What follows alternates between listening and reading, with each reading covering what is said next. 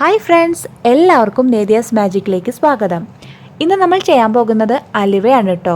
നുറുക്ക് ഗോതമ്പ് വെച്ചിട്ടുള്ള ഒരു അലുവയാണ് നമ്മളിന്ന് ട്രൈ ചെയ്ത് നോക്കാൻ പോകുന്നത്.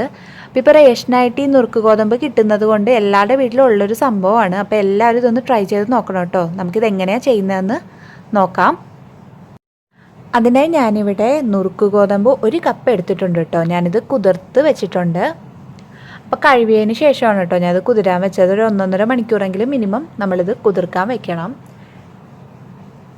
ഇനി ഇത് നമുക്കൊരു മിക്സിയുടെ ജാറിലേക്കിട്ട് നന്നായി അടിച്ചെടുക്കാം. ഇനിയിപ്പോൾ 1.5 മണിക്കൂർ നമ്മൾ കുതിരാൻ വെച്ചില്ലെങ്കിൽ ഒരു 10-15 മിനിറ്റ് നല്ല തിളച്ച വെള്ളത്തിലൊന്ന് കുതിർക്കാൻ വെച്ചാലും മതി കേട്ടോ.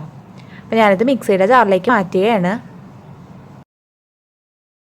ഞാനിതിപ്പോൾ മിക്സിയുടെ ജാറിലേക്ക് മാറ്റിയിട്ടുണ്ട്. അപ്പോൾ ഇതിൽ നമ്മൾ കുതിരാൻ വെച്ച അത്രയും വെള്ളം ചേർത്ത് കൊടുക്കണ്ട കേട്ടോ. ഇതൊന്ന് അരഞ്ഞ് വരുന്ന പാകത്തിനുള്ള വെള്ളം ചേർത്താൽ മതി.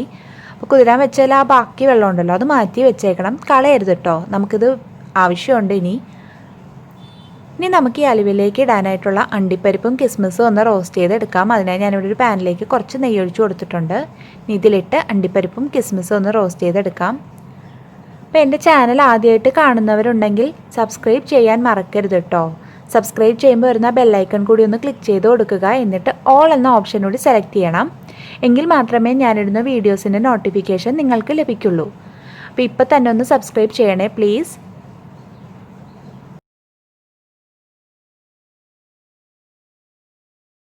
ഇതിപ്പോൾ നിറമാറി വന്നിട്ടുണ്ട്. ഇനി ഇത് നമുക്ക് പാത്രത്തിലേക്ക് മാറ്റാം.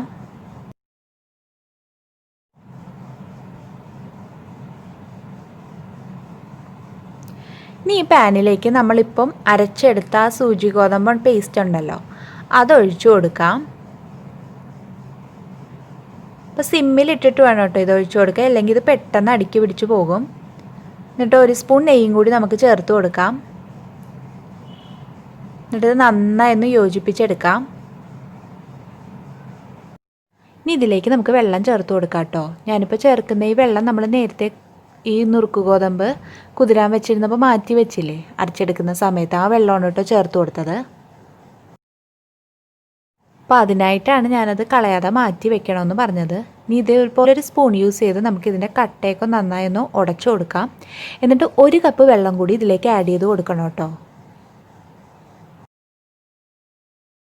അപ്പോൾ 1 കപ്പ് ഗോതമ്പിന് ഞാനിപ്പോൾ 2 കപ്പ് വെള്ളമാണ് ചേർത്ത് കൊടുത്തത്. അപ്പോൾ ഇത് നന്നായി കട്ടയൊക്കെ കളഞ്ഞ് ഒന്ന് മിക്സ് ചെയ്തതിന് ശേഷം നമുക്കിതിനി അടച്ച് വെച്ച് കുക്ക് ചെയ്തെടുക്കാം. അപ്പോൾ ഒരുപാട് തീയാവാതിരിക്കാൻ ശ്രദ്ധിക്കണം കേട്ടോ. മീഡിയം ടു ലോ ഫ്ലെയിമിൽ ഇട്ട് വേണം ഇത് ചെയ്തെടുക്കാൻ.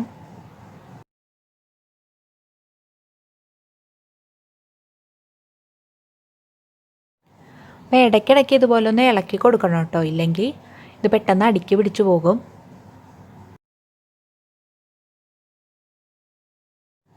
അപ്പോൾ നന്നായി ഒന്ന് കുറുകി വരുമ്പോഴേക്കും നമുക്കിനി ബാക്കി ഇൻഗ്രീഡിയൻസ് ചേർത്ത് കൊടുക്കാം. വീണ്ടും നമുക്കിതൊന്ന് അടച്ചു വയ്ക്കാം. ഇതിപ്പോൾ ഒന്ന് കുറുകി വരാൻ തുടങ്ങിയിട്ടുണ്ട്. ഞാനിപ്പോൾ 1.5 സ്പൂൺ നെയ്യും കൂടി ചേർത്ത് കൊടുത്തിട്ടുണ്ട് കേട്ടോ. ഇതിപ്പോൾ നന്നായി ഒന്നുകൂടി കുറുകി വരാൻ തുടങ്ങുമ്പോൾ നമുക്ക് ബാക്കി ഇൻഗ്രീഡിയൻസ് ചേർത്ത് കൊടുക്കാം.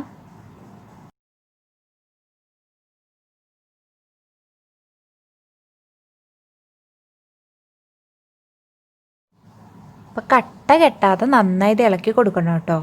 അപ്പോൾ ഞാനിവിടെ 1 നുള്ളു മഞ്ഞൾപ്പൊടി കൂടി ചേർത്ത് കൊടുക്കുകയാണ് ഒരു കളറ് കിട്ടാനായി. അത് ഓപ്ഷണലാണ് കേട്ടോ, നിങ്ങൾക്ക് വേണമെന്നുണ്ടെങ്കിൽ ചേർത്താൽ മതി. ഞാനിപ്പോൾ ജസ്റ്റ് ഒരു കളറിന് വേണ്ടിയിട്ട് ആഡ് ചെയ്ത് കൊടുത്തു എന്നേ ഉള്ളൂ.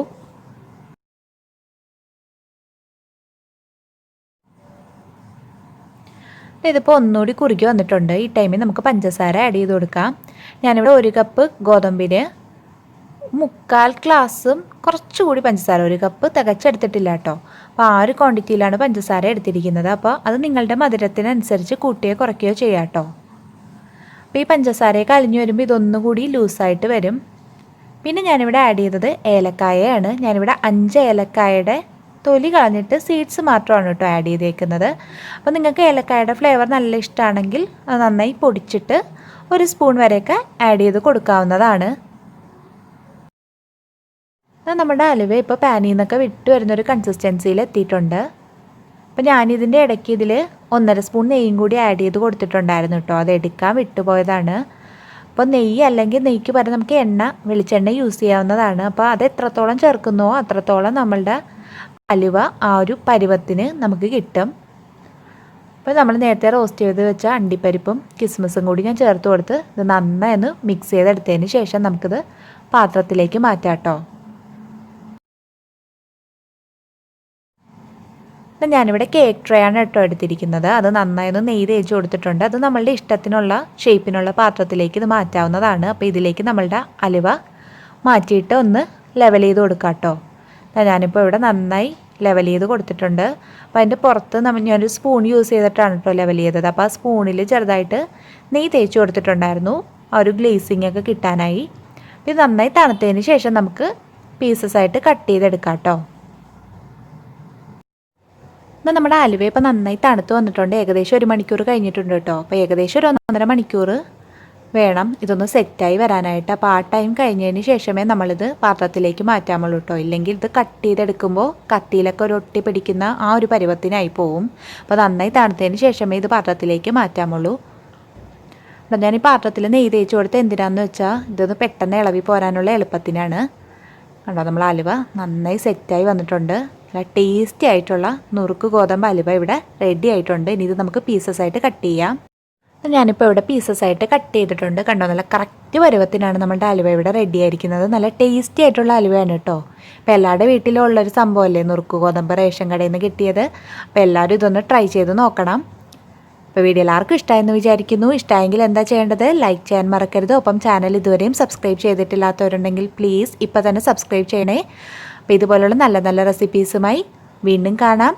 അതുവരെ താങ്ക് യു. ബൈ.